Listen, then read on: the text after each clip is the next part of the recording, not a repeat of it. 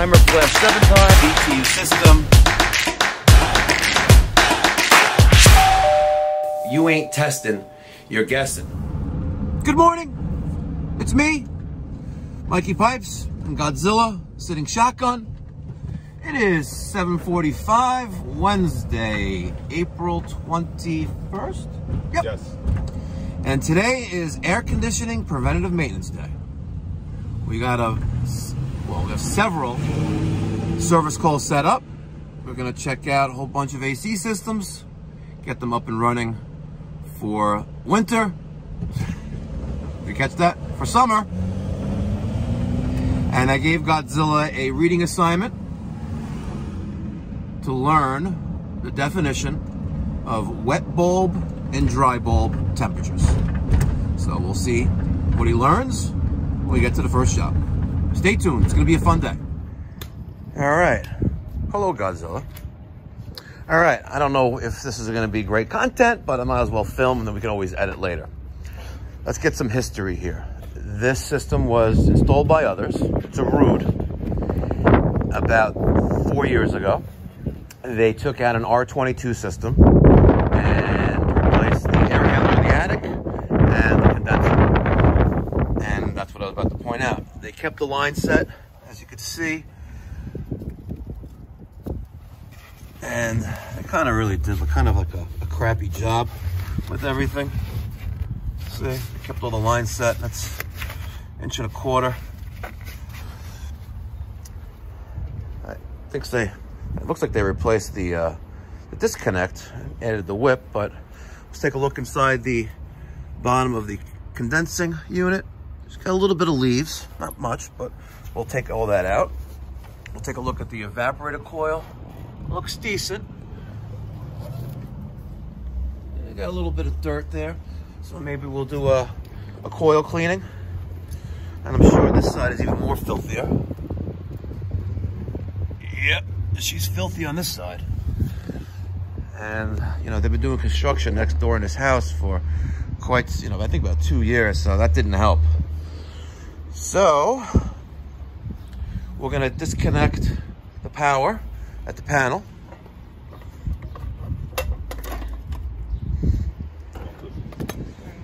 See? When you're pulling out or reinstalling the disconnect, it's always best to keep one hand, preferably your left hand, behind your back. Use your right hand and don't have anything else in your hands. That way, if God forbid something does happen, the electricity is going to go down the right side of your body. Down the right side of your body to ground, and it won't go through your heart. All right, little tech tip right there. So now that the disconnect is pulled, Steven's going to remove the access panel and see what it looks like in there. All right, now that the electrical compartment is exposed, we're going to see we have a 70/5 dual capacitor. Here is our single pole contactor, and we got some debris in here. Contactor looks okay, but we'll test that anyway. You're going to notice, hard to see at this angle, but he's discharging the capacitor by touching the terminals together with something that's insulated. Now, some of you guys don't like that approach. It works for most, including myself. I'm going to carefully pull off the terminals, remembering where they went. Maybe a good idea for some to take a little Sharpie and mark like B on this side for brown, orange and red, and purple, or whatever the color coordinations are. So he's removing the terminals. Maybe easier to take this the capacitor out of the compartment, that way it could work a little bit easier. Like that. See? Now we can get a better angle in there and carefully remove those spade connectors. One of the things to keep in mind when removing that, you're also going to loosen it up a little bit. So when you put it back on, you want to make sure it's snug. If it's not too snug, you want to take your needle nose and just tighten it up a little bit. That way it goes back on nice and secure. All right, so now that the capacitor is out, we're going to test terminals. It's kind of hard to see, but this is marked fan. That's going to be marked C. Can't see it. And that should be Herm. So we'll test between C and fan and C and Herm and see what kind of readings we get. Keep in mind, this is a 70/5 dual capacitor. So that's 5, good.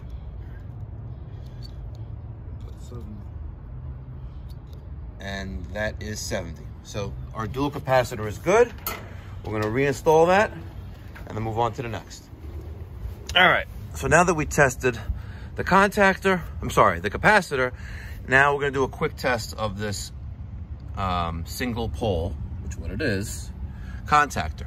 So let's take off this terminal and we're gonna test the coil. We're gonna take off this terminal. Steven's gonna get the voltmeter. We're gonna set it to resistance.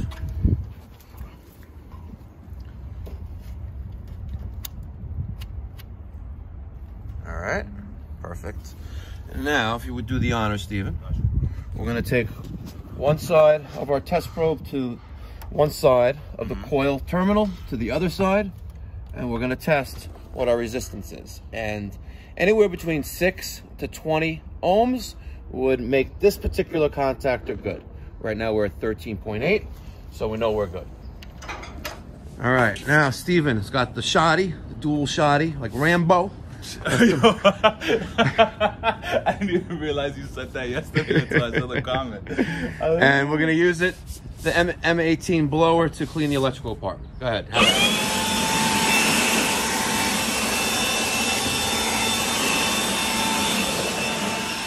Team red.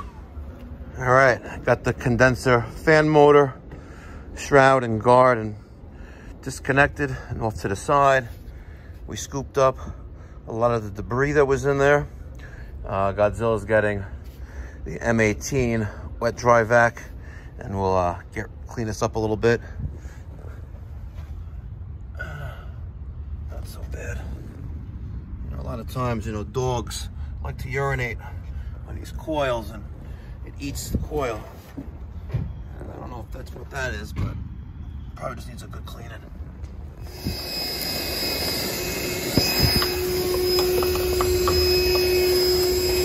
try to get them all the little stuff.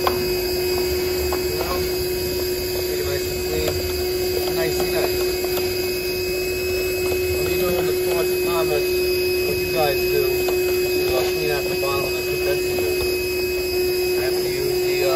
Wet dry vac. Let me know your thoughts. If you haven't done so already, make sure to subscribe, like, hit that notification bell. Support the channel, support Mikey Pipes. The best way you can support us and get more great, amazing content is to subscribe so the channel can grow. All right. My coil gun from New Calgon, model 4774. I don't know where that dip tube went, but it's gone. So somehow, some way, that broke and no one said anything about it. So I'm taking the new Bright and I put it into a spray bottle that we normally use for spray 9. And Steven is spraying down the coil. Nice and good foaming action right there.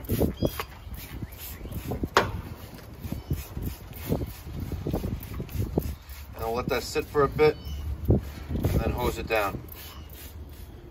All right, so depending on the severity of how dirty the coil is, in some cases you may be required to remove the access, the side panels to really get in there. Or if you have a micro channel coil and it's filthy, you're gonna have to try to get in there and split it. Unlike this one. So she's been foaming up for about 5 minutes. Let it sit for a little bit and then we'll hose it down. All right, as you guys can see, we're now rinsing the condensing coil. Same principle, from inside out.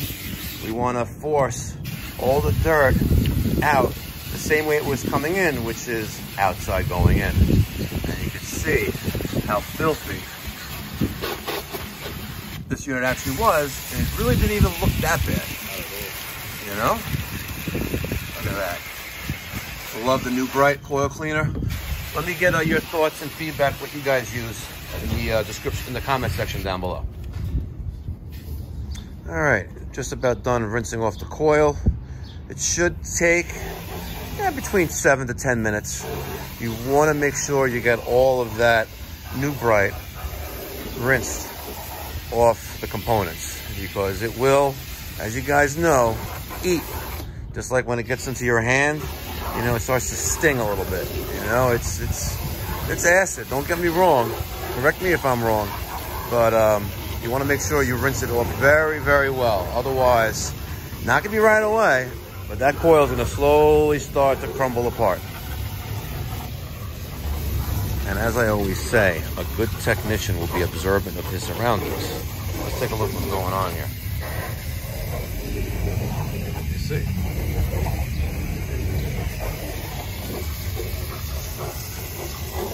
Steven, this is a constructive criticism. As I always say, a good technician. You notice anything weird going on?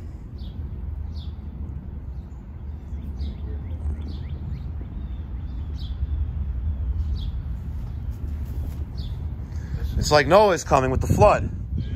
You know? It's got to be mindful. Yeah, no, you're right. Can't afford to buy new tools. No, you know, tools are expensive. They help you make money.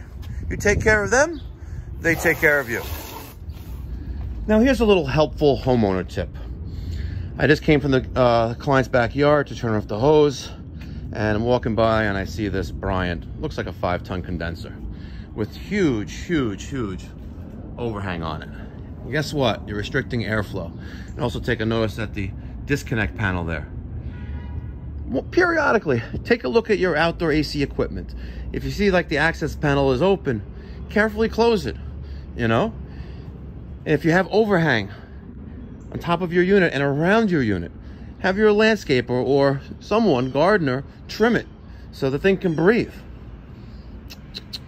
Some people don't care. You know, this would be a great opportunity if I had like those door hangers. You know, like, hey, we just serviced your neighbor's house. We would love to service your equipment. Give us a call. But I don't have any of that stuff. But some of you guys do that. I'm sure it works for you. Just haven't done that before. But if you got the guys who do that, let me know your thoughts on how effective it works for you. I'm interested to hear the feedback. So one of the reasons why I don't install Rheem or Ruud as my go-to manufacturer is, this is not the first time this has happened, but Steven was trying to re-secure the condensing fan motor grill, and I noticed that the screws weren't catching. It basically just goes right in there. So, a little tech tip, I just moved it over about 3/4 of an inch. I'm going to use 5/16 self-tapping screws, and we're going to re-secure it down. Just a little bit, just to get some fresh meat on it. Nothing wrong with that. All right. We're basically done with the maintenance side of this service call on this outdoor condenser. And most of the times, when I don't have reason to believe there's an issue with refrigerant pressures or temperatures, like no real history of adding refrigerant in the past, I'm going with the Smart Probes. In this particular case, last year, we did add 1.1 pounds of R410A. It was also the first year that we actually serviced this unit. So it may have been not properly charged from the beginning. So that's why I'm not getting the Testo 557S out. Keep in mind, guys, gentleman, subscriber from Canada bought the Testo 557s, the R410As, and they're going out today. Nice guy. He goes, just make sure Mikey Pipes and Godzilla signs it and throw me in a few stickers. So it's coming your way. All right. I have my iPad set up and it's synced to the Smart Probes. All right. And hopefully Godzilla hooked up the contactor and the dual capacitor the right way. I am just going to quickly put this down right there. I'm going to use my right hand and plug in the disconnect.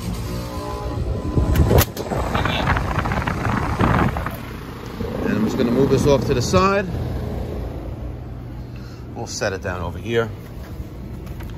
And we're gonna let this run for about 5 minutes to let, no, we don't need that. We'll let that sit around for about 5 minutes to see where our pressures and temperatures look like. All right, she's been running for about 5 minutes. Let's take a look at our temperatures and pressures. I know that she has a TXV, and I know my subcooling should be higher. However, it is right now 55 degrees.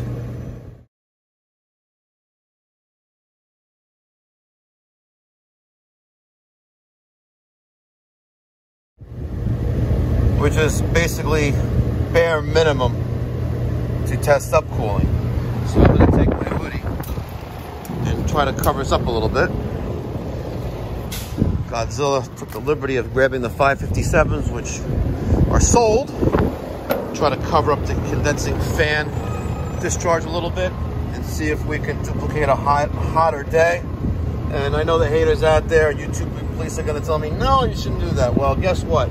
Eugene Silberstein, which I believe is the AC guru or god. I learned from him back in 2000, early mid 2000s, and I still reference his techniques to my apprentices and to other guys. And as you can see, she's undercharged. So that 1.1 pounds of R410 that we added last year actually was because there is a leak in the system. Now, the moral issue for the homeowner is that they are actually signing contract on this house within the next few weeks. Now, obviously, it looks like a minor leak, but a leak nonetheless. So let's see how they want to proceed. Sir? Yes. All right, a little observation. Last year, last summer, and I think it was May, we added a little over 1 pound of refrigerant to the system. I think that was the first year we actually did a full service on it. And I thought that maybe possibly it was because it was never started up right to begin with. Maybe it was low on refrigerant because they never charged it the right way. However, it's low again. Question for you is, I don't want to say moral or not moral, is I know you're selling the house. There's a couple things we could do. If you weren't selling the house, I would say let's see how much it actually leaked out in a year by recharging it with the correct charge, and then weigh our options. If it's a lot, then we have to do like pressure tests and things like that to see if we can find where the leak is, which becomes costly and very time consuming. It's a very, I don't know what to do. It's not going to cool properly right now, and it is going to freeze up. Well, can you recharge it? I can recharge it, and it's just known that there's a leak somewhere. Yeah, no. I mean, I'll tell them that they should have it checked. And there are certain things we could do. Listen, it could be a simple fix, but based on my experience with that particular brand you have, it's usually the coil that's leaking in the air handler in the attic.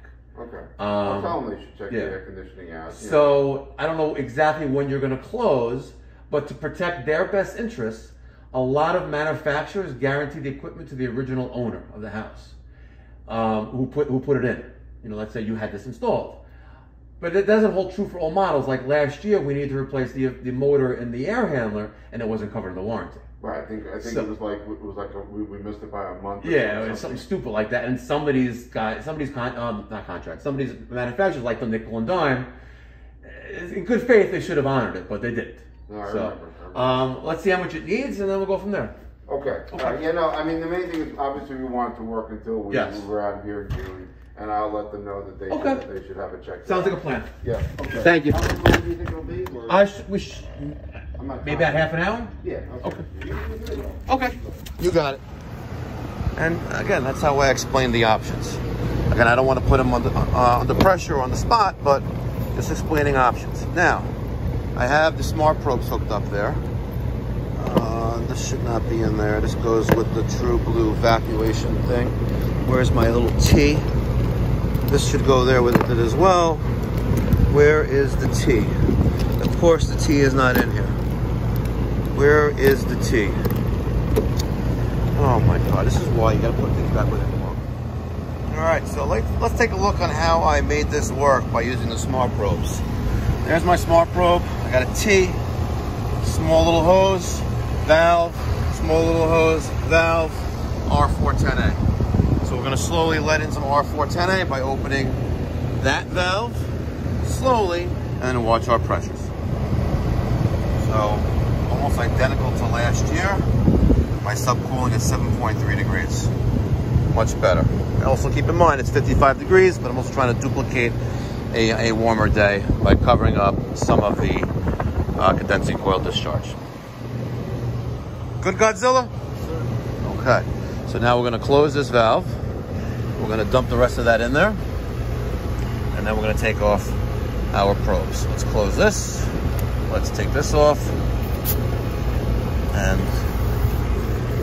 very little loss. It's perfect. We're going to take off. Ooh, got me a little bit. All right. I got some silver set. Let's take these off. And I like to keep them together. Which side is which? So this is my low side on the right side. And on the other side, I'll put my high side Smart Probes on. Let's take that off. Let's take this off. Godzilla will put the service caps back on. Let's put Smart Probe back in there. All right. And if we need to check temperatures, air temperatures, we can have those. Okay, so we're only coming out here to do maintenance on the outdoor condenser. Homeowner did not want us to start digging through his attic because he has to empty out his whole closet. And especially since last year, end of last summer, we replaced the air handler blower motor. It was an ECM motor. He paid a pretty penny for its replacement. And as you heard him say, it was just like a month out of warranty, and Ruud really shoved it right up in him. Damn. With no lube. So it is what it is. Big black thing. Big black thing. So let me show you quickly the our app, our mobile dispatching and invoice app, and show you how I type this up. If you guys want free stickers, email me, mike@pipedoc.net. I basically send that about 20 or 30 out a day. It's like becoming like a full-time job. Seriously. So, but if you want stickers, I got them. And I actually have a new sticker being designed for the summer. And I'm not going to give you any hints, but this is more heating related, and you can take a guess what the air conditioning is going to look like. But let's take a look. We're here for a central air conditioning tune-up.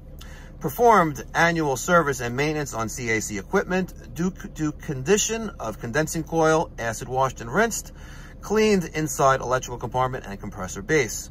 Checked system refrigerant temperatures and pressures were low.